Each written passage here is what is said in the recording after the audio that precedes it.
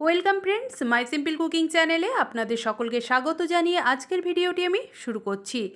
আজ আমি আপনাদের জন্য নিয়ে এসেছি গোবিন্দভোগ চাল দিয়ে এঁচোড়ের নিরামিষ একটা রেসিপি।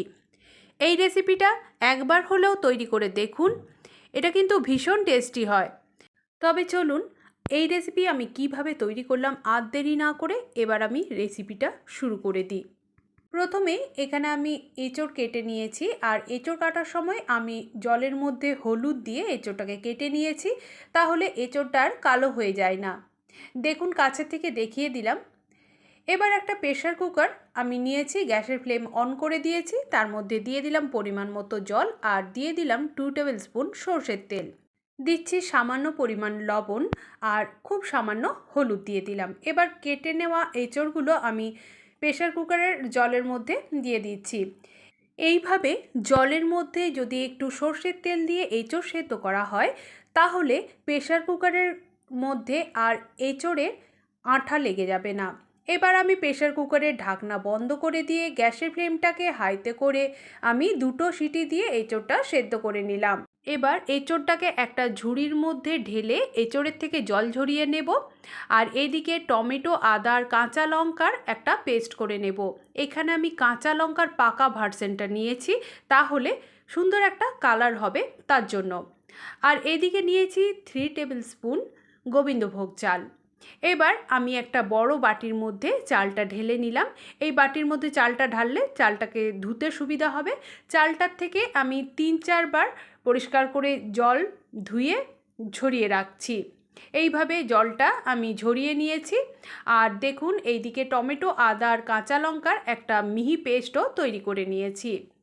এবার আমি একটা কড়াই গরম করে নিয়েছি, গ্যাসের ফ্লেমটাকে লো টু মিডিয়ামে রেখেছি। তারপর আমি 1 টেবিল স্পুন ঘি দিয়ে জল ঝরিয়ে রাখা গোবিন্দভোগ চাল আমি ঘিয়ের মধ্যে দিয়ে দিলাম। এবার গোবিন্দভোগ চালটাকে ওই মিডিয়াম ফ্লেমের ভালো করে ভেজে নিতে হবে। চালটা দেখুন ফুটতে শুরু হয়েছে, একটু নাড়াচাড়ার পরই এইভাবে আরও 2-4 বার নেড়ে চেড়ে চালটাকে আমি তুলে নেব। অতিরিক্ত লাল করে ভাজার কোনো প্রয়োজন নেই। দেখুন, চালটা এখন সুন্দরভাবে ভাজা হয়ে গেছে। চালটা এবার আমি তুলে নিচ্ছি। আর চালের মধ্যে যখন একটা মুচমুচে ভাব আসবে, দেখেই বুঝতে পারবেন তখন চালটা তুলে নিতে হবে। এবার আমি ওই কড়াইয়ের মধ্যেই দিয়ে দিলাম পরিমাণ মতো সর্ষের তেল। তেলের পরিমাণটা একটু বেশি দিতে হবে, কারণ যেহেতু এঁচোড়ের রেসিপি। গ্যাসের ফ্লেমটাকে এখন আমি মিডিয়ামে করে দিয়েছি। আগে ছিল লো টু মিডিয়াম, এখন করে দিয়েছি মিডিয়ামে। এবার ডুমো করে কেটে নেওয়া আলু আমি তেলের মধ্যে দিয়ে আলুগুলোকে মিডিয়ামভাবে ফ্রাই করে নিচ্ছি। এখানে আমি 2টো মিডিয়াম সাইজের আলু ব্যবহার করেছি। আলুগুলো মিডিয়ামভাবে ভেজে তুলে নিচ্ছি। আলু ভাজা হয়ে গেছে। এবার ওই তেলের মধ্যে আমি 1 টেবিল স্পুন ঘি দিয়ে দিলাম। ঘি আর তেলটাকে খুব ভালোভাবে আমি মিশিয়ে দিচ্ছি। ঘি আর তেলটা যখন মেশানো হয়ে গেল, তখন সেদ্ধ করে নেওয়া এঁচোড় আমি ওই তেলের মধ্যে দিয়ে দিলাম। এবার এঁচোড়গুলোকে ওই মিডিয়াম ফ্লেমে মিডিয়ামভাবে ভেজে তুলে নেব। দেখুন, এঁচোড়গুলো মোটামুটি ভাজা হয়ে এসেছে, আমি আর একটু ভেজে নিচ্ছি। আর এখানে দেখুন, যে এঁচোড়গুলো সাইজে একটু ছোট আছে সেগুলো মোটামুটি ভাজা হয়ে গেছে, সেগুলোকে আমি আগে তুলে নিচ্ছি। এইভাবে ছোট এঁচোড়গুলো তুলতে তুলতে বাকি এঁচোড়গুলোও ভালোভাবে ভাজা হয়ে গেছে। আমি সব এঁচোড়গুলোই তেল থেকে তুলে নিলাম, আর তেলের মধ্যে যে দানাগুলো ছিল এঁচোড়ে সেগুলো পরিষ্কার করে নিলাম। দেখুন, কাছের থেকে দেখিয়ে দিলাম এঁচোড়টা ঠিক কীরকম আমি ভেজে নিয়েছি। এবার ওই তেলের মধ্যেই ফোড়নের জন্য দিয়ে দিচ্ছি 2টো তেজপাতা, একটা এলাচ, সামান্য একটু দারচিনি, 2টো লবঙ্গ, 1 টিস্পুন গোটা জিরে, একটা শুকনো লঙ্কা 2টো টুকরো করে দিয়েছি। এবার আমি ফোড়নটাকে একটু নেড়ে চেড়ে দিচ্ছি।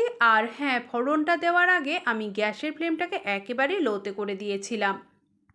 ফোড়ন থেকে যখন সুন্দর গন্ধ বেরিয়ে এসেছে, তখন দিয়ে দিচ্ছি পেস্ট করে নেওয়া আদা, লঙ্কা আর টমেটোটা। গ্যাসের ফ্লেমটা কিন্তু আমি লোতেই করে রেখেছি। এবার এটাকে আমি 8 সেকেন্ডের মতো একটু নেড়ে চেড়ে নিচ্ছি। এই মশলা কষাতে কষাতে যখন টমেটোর জলটা শুকিয়ে যাবে, তখন বুঝে নিতে হবে এটা কষানো হয়ে গেছে। আর মিক্সিং জারের মধ্যে যতটুকু লেগেছিল সেটার মধ্যে জল দিয়ে আমি দিয়ে দিলাম। এবার আমি বাকি মশলাগুলো দিয়ে দিচ্ছি। দিয়ে দিলাম পরিমাণ মতো লবণ, 1 টিস্পুন হলুদ গুঁড়ো, হাফ টেবিল স্পুন ধনের গুঁড়ো, হাফ টেবিল স্পুন জিরের গুঁড়ো, হাফ টেবিল স্পুন কাশ্মীরি মির্চের গুঁড়ো, আর দিয়ে দিচ্ছি হাফ টেবিল স্পুনের থেকে একটু বেশি পরিমাণ চিনি। চিনি রান্নার স্বাদকে ব্যালেন্সে রাখতে সাহায্য করে, আর নিরামিষ রান্নায় চিনি কিন্তু অবশ্যই লাগে। এইভাবে আমি মশলাটাকে 1 মিনিট ধরে কষিয়ে নিচ্ছি, আর গ্যাসের ফ্লেমটাকে লো থেকে লো টু মিডিয়ামে করে তারপর মশলাটা আমি কষিয়ে নিয়েছি। দেখুন মশলাটা কিন্তু আমার সুন্দরভাবে কষানো হয়ে গেছে। এবার আমি ভেজে রাখা আলু আর এঁচোড়টাকে ওই মশলার সাথে দিয়ে দেব। মশলার সাথে আলু আর এঁচোড়টা দেওয়ার পর আমি মশলার সাথে আলু আর এঁচোড়টাকে কষিয়ে নিচ্ছি। আর মশলার মধ্যে যেহেতু জল একদমই ছিল না, একেবারে ড্রাই হয়ে গেছিলো, তাই আমি একটু জল দিয়ে মশলার সাথে আলু আর এঁচোড়টাকে ভালো করে কষিয়ে নিচ্ছি। দেখুন বন্ধুরা, এখন মশলার সাথে আলু আর এঁচোড়টা খুব ভালোভাবে কষানো হয়ে গেছে। আর আমি যখন লবণটা দিলাম তখন কিন্তু একটু বুঝেই লবণটা দিয়েছি, কারণ এঁচোড় সেদ্ধর সময় আমি কিন্তু লবণ ব্যবহার করেছি। তাই রান্নার সময় যখন লবণটা দেবেন তখন একটু বুঝে লবণটা দিতে হবে। এবার ঘিয়ের সাথে ভেজে রাখা গোবিন্দভোগ চাল আলু আর এঁচোড়ের সাথে দিয়ে দিলাম। এবার গোবিন্দভোগ চালটাকে সব কিছুর সাথে ওপর নিচ করে খুব ভালোভাবে মিশিয়ে দিচ্ছি। আর এটাকে 2 থেকে 4 সেকেন্ডের মতো এইভাবে নাড়াচাড়া করে দিলেই হবে। তারপর আমি দিয়ে দিচ্ছি জল। জলটা দেওয়ার পর একটু ভালোভাবে আমি ওপর নিচ করে সব কিছুকে নাড়াচাড়া করে দিলাম। তারপর দিয়ে দিচ্ছি পরিমাণ মতো জল। জলের পরিমাণটা একটু বেশিই দিলাম, কারণ যেহেতু চালটা আছে, চালটা একটু সেদ্ধ হতে লাগবে, তার জন্য জলটা দিলাম। আর চালটা কিন্তু সেদ্ধ করে ভাত করে ফেলবেন না, চালটা একটু নরম হলেই হবে। এবার আমি দিয়ে দিলাম 4টে চেরা কাঁচা লঙ্কা। কাঁচা লঙ্কাগুলো আমি গ্রেভির মধ্যে ভালোভাবে ডুবিয়ে দিলাম। তারপর ঢাকা দিয়ে গ্যাসের ফ্লেমটাকে একেবারে লোতে রেখে এটাকে 10 মিনিটের জন্য তৈরি করে নিলাম। 10 মিনিট পর আমি চলে এসেছি।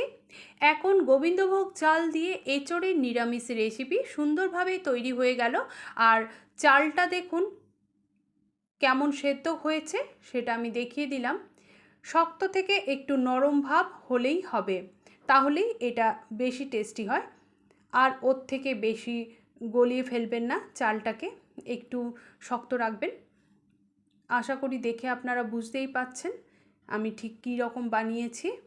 বেশ সুন্দরভাবে তৈরি হয়ে গেল গোবিন্দভোগ চাল দিয়ে নিরামিষ এঁচোড়ের তরকারি।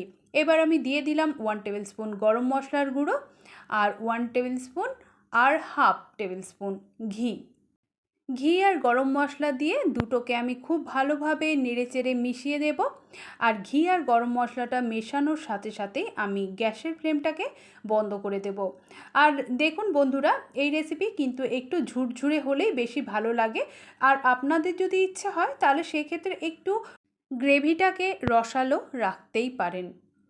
দেখুন এখন সম্পূর্ণভাবে তৈরি হয়ে গেল গোবিন্দভোগ চাল দিয়ে নিরামিষ এঁচোড়ের তরকারি। এই রেসিপি আপনারা বাড়িতে অবশ্যই একবার ট্রাই করুন, আপনাদের কিন্তু ভীষণ ভালো লাগবে। এই রেসিপি নিরামিষ দিনের জন্য কিন্তু একেবারে পারফেক্ট রেসিপি। দেখুন এখন আমি গ্যাসের ফ্লেমটা বন্ধ করে দিয়েছি। এবার আমি এটাকে সার্ভিং প্লেটের মধ্যে সার্ভ করে নিচ্ছি। বন্ধুরা, আপনারা তো দেখেই নিলেন আমি কিভাবে গোবিন্দভোগ চাল দিয়ে এঁচোড়ের রেসিপি বানালাম। এইভাবে আপনারা একবার ট্রাই করুন, আপনাদের ভীষণ ভালো লাগবে। আজ তবে এই পর্যন্তই, আবার অন্য কোনো রেসিপি নিয়ে আমি আপনাদের কাছে হাজির হব। আপনারা সবাই সুস্থ থাকুন, ভালো থাকুন, আমার পাশে থাকুন।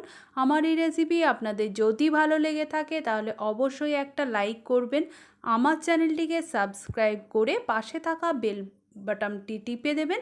তাহলে আমার দেওয়া সমস্ত সহজ সহজ রেসিপিগুলি সবার প্রথমে আপনাদের কাছে পৌঁছে যাবে।